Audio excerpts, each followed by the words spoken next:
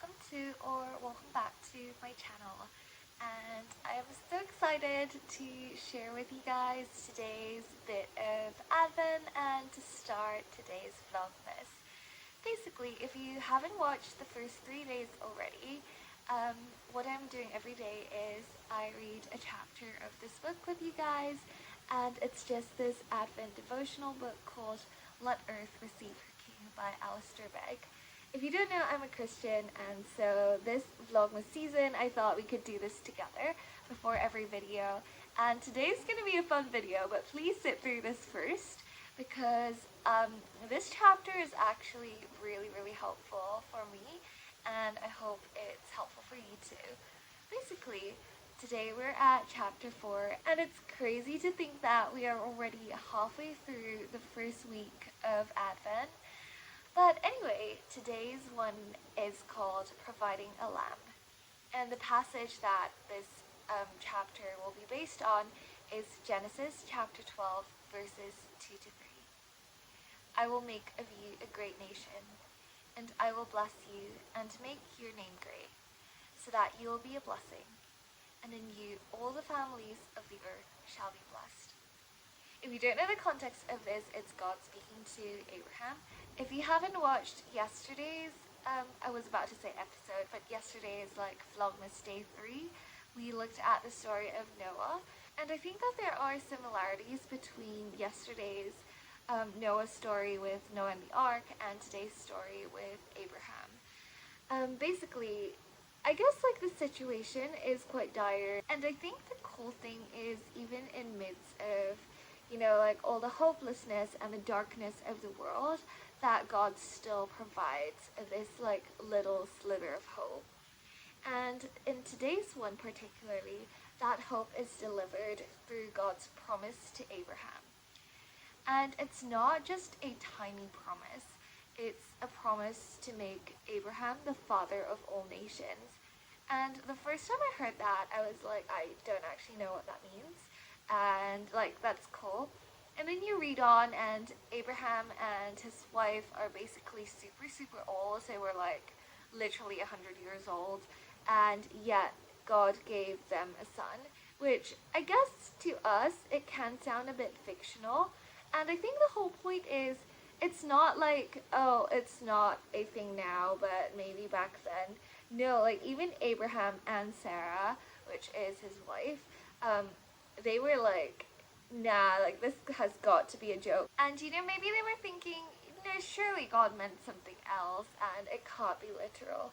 But God actually gave them a son in their practically dead bodies. I'm sorry for being so mean to Abraham and his wife, but this language was basically used in the book of Romans by Paul. And this hits really hard because I just came back from small groups today, and if you don't know, I'm leading a student small group, and this year we are looking at the book of Romans, and in the first couple of chapters there have been quite a few mentions of Abraham and his story, which is why, yeah, this actually is really hitting hard for me. And I think the cool thing is God really delivers his promises, and it's actually more than just Abraham having a son even though he was super old. I think back then he might not be able to see fully this whole promise and the significance, the weight of it. But at this point of history, as we are standing now, I guess looking back, we can see that this father of all nations is more than just setting a country or something like that, or a village for Abraham. It's so much more than Abraham starting a family or a village, or even maybe ruling a country. So his descendants, which yet as you know, there's gonna be a very long line of people that will come from Abraham, and at some point that goes to Jesus. And through Jesus, I guess we are now part of this God's people, his family, by faith in Jesus. So I guess we are technically not by blood bounded to Abraham, because yeah, we're not of that descent. But I think the cool thing is with God's promise, It's so much more than that, and in fact, it's actually a good thing that that is not the case, because I guess that has its limitations. But now this promise of like opening up Abraham being the father of all nations can be available for any one of us who believes in Jesus. And that is just so, so cool. And it's like, it's sort of like when you read something and you need to have the mega lens to like see the full implication of it. And I think this is exactly what it's getting at. And yeah, I think particularly in the story of Abraham, if some of you might be familiar, is that God then tells him that, yeah, he needs to sacrifice his son. And he was about to do it, and then God said, like, no, don't do it. Yeah, actually, let me read you a tiny section of this chapter because I found it really helpful. And so basically, God promised Abraham really big things. He said to Abraham, I will make of you a great nation, and I will bless you and make your name great, so that you will be a blessing. And he goes on to say that basically, all the families of the earth shall be blessed through this promise. And that is just a massive claim. And as I mentioned earlier, Abraham miraculously later on actually has a son. And at this point, God then told Abraham to take his only son, the one on whom rested this promise to bless families throughout the world, by regathering them as God's people, and offer his son as a sacrifice. And this command was unvarnished, no explanation was given, and no benefits were guaranteed. And yet Abraham obeyed God. He rose early in the morning to begin his trip with Isaac. Isaac was his son's name. The faith in God's covenant promises that had prompted Abraham to pack up and leave behind his old life enabled him to be obedient even in midst of this inconceivable trial that threatened those very promises. And yeah, I think this is quite striking because we often read this story and it is indeed a roller coaster, but when I read it, I don't see it from a lens of this was something that actually happened, like it was real. And I have not really put my shoes in and think like, I guess like at that point I would be an old man, and then I'm like, surely like God can't give me an actual physical son at this point, like that's impossible. Yet he's making this great promise that I will be the father of all nations. Like, what the heck? I don't understand. And then all of a sudden, like, my wife gets pregnant and actually has a son. Like, whoa, that's crazy because that's physically impossible. And it is true, it's physically impossible. And then I'm like, okay, maybe this, yeah, there is hope, and maybe God will deliver his promises. And then now God tells me to kill my own son as a sacrifice. Like, what? How is this promise gonna happen then? And yet Abraham still followed through, and he actually was about to kill his son. But before that, he told Isaac, as Isaac was asking him, like, Father, what are we doing? But where is the lamb for a burnt offering? That's what Isaac said to him. Yet still Abraham trusted God and said, God will provide for himself the lamb for a burnt offering, my son. And yet at this point of climax, spoilers, he bound his son to a sacrificial altar and was about to do it when then God intervenes and sent an angel to halt the sacrifice of Isaac. And Abraham looked up at this point and saw a ram caught in the thicket and offered it up as a burnt offering instead of his son. So yeah, I don't know, this is super cool because I think this promise of Abraham being the father of all nations can sound a bit vague, but in other words, God is gathering a people for himself. And it's crazy to think, I don't know, like, when people ask me of my nationality, I would say, yeah, I'm from Hong Kong, but I live in the UK now. And I'm sure you identify yourself somehow. And this is true, don't get me wrong, like at the airport, at immigration, if they ask me, that's what I'm gonna say. But imagine, like, we can now have this passport, this new passport, as proof of, like, citizenship into this whole new nation under the rule of Jesus. And it's just so cool because God, I don't know, it's like now at this point of history, I can look back and say, oh my gosh, all this made sense. And imagine Abraham in heaven right now looking at all this and be like, God, I did not know this promise was meant to be this big, you know, like Father of all nations, that's an actual Father of all nations. And it's like over the entire world. It's not just a village, a family, or even a country or a continent. It's the entire world. And by that, he doesn't mean like, oh, I'm going to conquer the world and like rule over it, as in like this earth. But through Jesus, which is one of his later like descendants, that we can now be gathered into God's family as this like as citizens of this new nation. And that is just so cool to see God's promise like play from that first declaration of this promise. Anyway, the reflection question of this chapter was, how do the truths we have considered today make you marvel at God? What difference will it make to you this Advent season to remember that unseen millions are worshiping Jesus alongside you? I don't know, it's just so cool to see like how awesome God's promise was and the way that it played out, and to think that it's not at fruition yet. So I don't know, it's gonna mature when Jesus comes back. Tons of people can still join into this family and this nation, and the way that they can do this is by hearing the gospel and responding to it by saying, yes, God, you are my Lord and Savior, and I want to put my trust in you, and I trust in your promise that you will come back one day and make everything perfect, and that I can have life, like new life in you.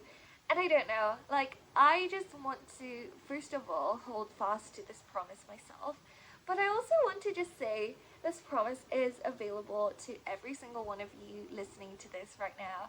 And if you're a Christian watching this, it's so cool that we are worshiping God together at the same time, like at different parts of the world, I'm assuming. Or even if you're my neighbor, like, that's still cool, you know?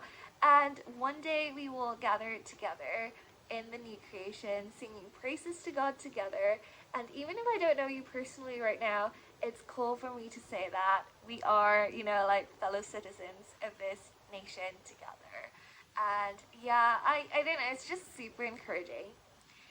Anyway, we are gonna end this chapter as usual. If you have not watched my previous vlogmas days, basically the author ends every chapter with lyrics of a hymn.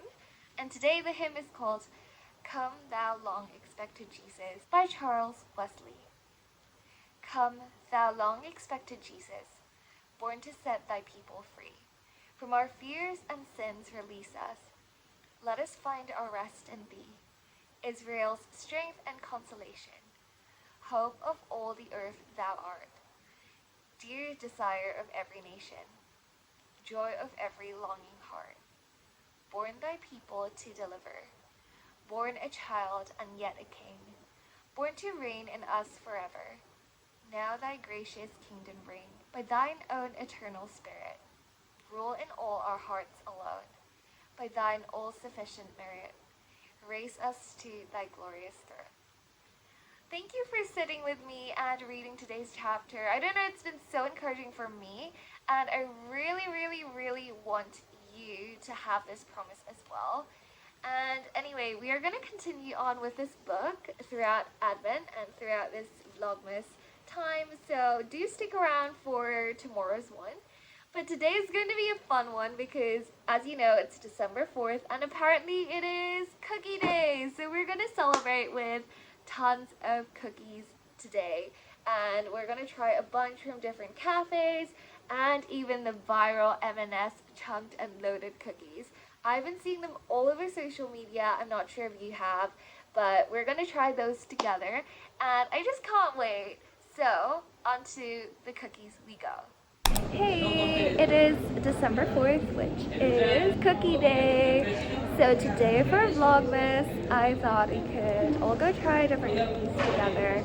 and I am at a Danish cafe right now, and I've seen these cookies for many times, and today I'm here with my friends, so we decided we're gonna share one together and try it out.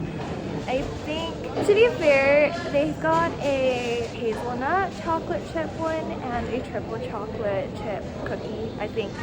And they both look so good. I might just pick a random one today, and perhaps we can try the other one another time. But yeah, I can't wait. I'm gonna go order it now, and it looks so good. It also looks a bit different from a normal cookie, to be honest. Okay, wait, they both look so good. Which one do I go for? Maybe I'll get the triple chocolate one just so he doesn't need to stay there and be lonely on his own. Okay, let's have a peek. Yeah, as I mentioned, it looked quite thick, so I don't know. To me, cookies are normally like flatter, but that just means it's loaded with more goodness. Alright, I've taken it out of its bag. Look at how thick it is, and okay, to be fair, my hands are kind of small, but this thing is still massive. The description says it's made with milk, dark, and white chocolate chips. This looks so good. It almost feels like a cake, and it's so heavy. I can't wait to try it. Okay, let me put my camera down and split this in half first. Alright, let's split this in half. Okay, that looks harder to do than I thought. Okay, I've got my half here, and to be honest, I kind of matched the cookie with my outfit today. But we're gonna try this. It is so good. Look at it. It's kind of soft too when I hold it, but we'll see how this tastes. Cheers!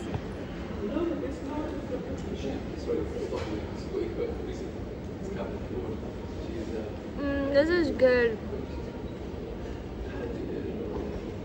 It is really chocolatey. Yeah, maybe we'll try the other one another time. But happy cookie day! I tried the pistachio one last time, so I think this time I'm gonna go try the chocolate and hazelnut one. We just got this chunked and loaded chocolate and hazelnut cookie from M&S. Look at that, it looks so good. Here's the cookie! Time to give this chocolate and hazelnut cookie a taste test. Cheers!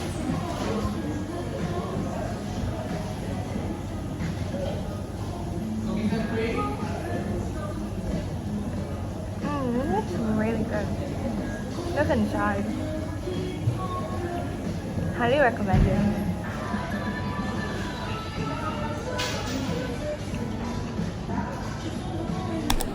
Okay, I do want to go back and try another one of their chunked and loaded cookies. Here they are. They're right by the door. And if you remember, we tried that one last time. It was so good.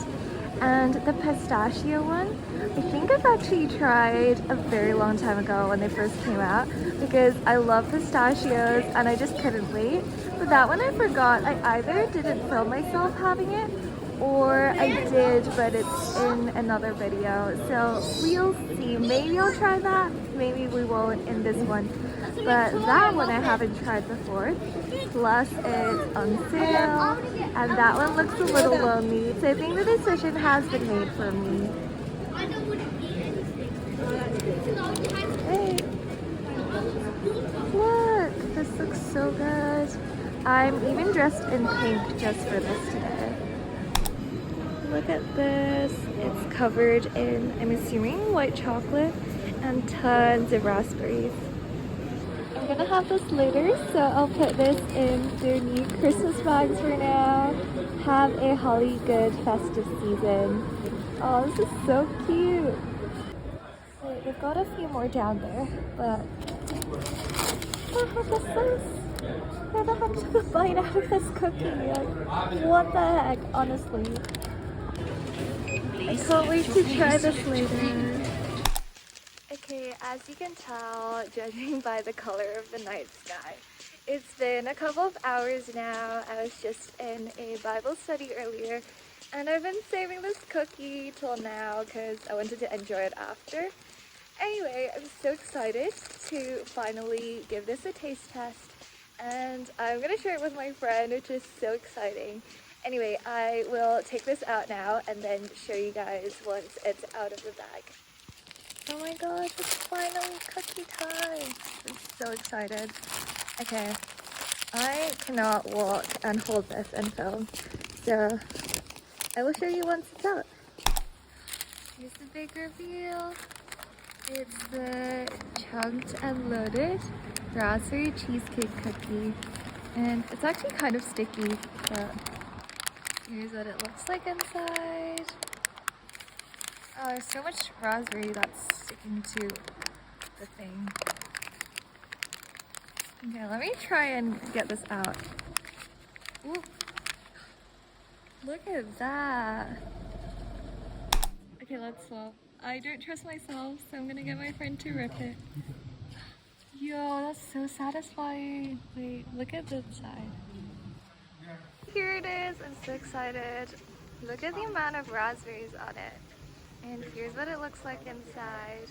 I feel like it's less gooey, or like there's less stuff inside compared to the chocolate one. I actually tried the pistachio one before, as I mentioned, but can't remember what that one's like.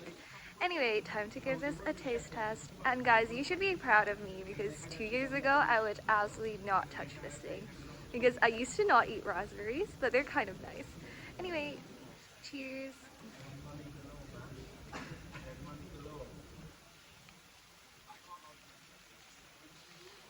Oh, this is really nice. I actually cannot taste the raspberry at all. Maybe I didn't get much of it.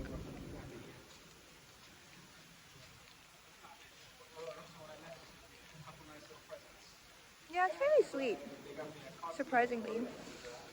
Okay, I think I can kind of taste the raspberry now. It's more like just a tiny bit on the top. It's a little sour, but it's like that texture. But this whole thing is really like gooey. It's not gooey, it's like soft and a bit crumbly.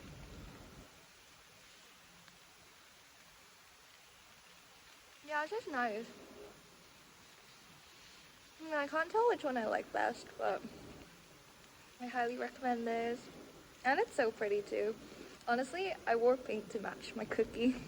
But yeah, fruit cookies are nice. Only if it's fruits that I actually eat. But here's a final cheersies, and see you at the next cookie probably. It's me jumping in again because just now the weather was so bad and I was outside, it was dark. So I thought I would save just a tiny bit to show you guys. That's what it looks like inside. No wonder it tastes a bit of white chocolate, as there is some white chocolate inside. And it's so nice. It's like soft and crumbly, but in a good way. Like it's not a messy type of crumbly. These are the pistachio, no sorry, what the heck. These are the raspberry like little bits on top, and yeah, this one might be white chocolate, I'm not sure. The frosting is really nice, and I don't know, it's just a good texture and thickness that I really enjoyed this. More than I thought I would actually. And I honestly don't know how I would rank the three because I actually liked every single one of them. So well done M&S. I would highly recommend you try this if you ever come across this. Yeah, happy cookie day again, and I will talk to you guys at the next one. Oh my gosh, look at all of these. Okay, so just looking at the cookies, I think they've got a barley, chocolate, and hazelnut cookie. Or the other one is a filled chai and pistachio one. Oh my gosh, they both sound so good. And I think they're like new ones / festive ones. At least the pistachio one is, because of that like Christmas tree sign there. And yeah, I honestly have not tried any of these before. So, which one do I go for? Okay, to wrap up cookie day, I thought we could visit one final cafe, and this one is definitely on the slightly pricey side in terms of chain cafes, but I honestly love their pastries and their coffees. We're at Gales today, and just now I had a look at their counter for the selection of stuff they have left, and it looks like they've got a couple of cookie options, so we might go with one of them. And yeah, actually, I might see if my friend wants to join. I'll send a message in a second and maybe we could try a cookie together. But yeah, honestly, it's been so fun trying different cookies and I just love a good cookie. I don't know, it's just so simple yet so good. And to be honest, I still don't know what classifies as a cookie, like if there's a strict definition, but I just love any sort of like biscuity cookie kind of thing. I think it's a great dessert. And yeah, I don't know, or even just a snack. But I can't wait to try one of their cookies. Oh wow, I just came back and I think there's only one left. So the decision has been made. So we're gonna try the barley chocolate and hazelnut cookie today. Thank you. Oh, that's a very wonky shaped cookie, but it looks very good. Time to give this a taste test. Wait, let me put this down. We've just broken the cookie. I know, big, massive news. And here's my half. If you want to look inside, that's what it looks like. And it looks so good and smells really good too. Once again, this is the barley, chocolate, and hazelnut cookie. I don't know what barley is. Well, I mean I do, but I can't really imagine what it would taste like as a cookie. So I'm really excited. Anyway, time to give this a taste test. Let's break a small piece and give it a try. It's like kind of hard. I mean, to be fair, it's cold now. I don't know if it's meant to be cold, it probably is. But it's like still soft. Yeah. Cheersies.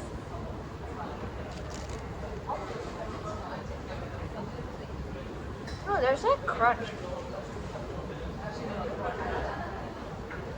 I don't know if you guys have ever had like cookies with oats inside. It's sort of like that. It's like a bit of wheaty taste to the barley, I'm assuming. It's really good though. I don't know if I just haven't tasted the chocolate yet or what. It's kind of there, but it's sort of like in the background. It's like quite nice. It's not very sweet. And what else is inside? Oh, hazelnut. Maybe that's what's giving it the crunch. I'm not sure. It's really good though. Okay, one more bite.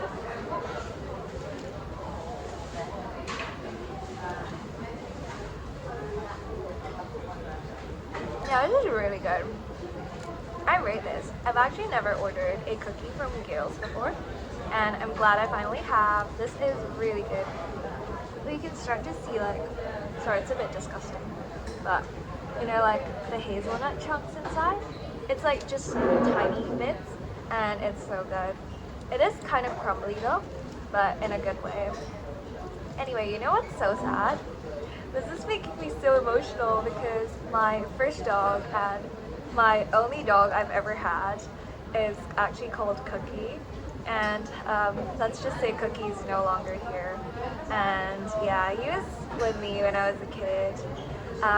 If you want to, you can guess Cookie's breed in the comments down below, and if you get it right, I will not give you a present because why would I? But I'll let you know if you got it right down in the comments below. But anyway, thank you so much for spending Cookie Day with me in honor of my dog and one of my favorite biscuits or snack or dessert. And if you enjoyed this part of Vlogmas, definitely leave a thumbs up, comment down below what your favorite cookie is, apart from guessing my dog's breed. And don't forget to subscribe so you don't miss tomorrow's one, if there's one tomorrow. If not, I'll see you in a couple of days. But bye for now. Wait, I know I ended this video, but I'm just jumping in to say, now that I've eaten more of it, it kind of reminds me of like digestives. It's like that wheaty taste, and I am eating more of the chocolate now. It's like slightly melty and it's so good. Anyway, yeah, proper bye now. I'm gonna finish this off. Another cheers before I turn off the camera.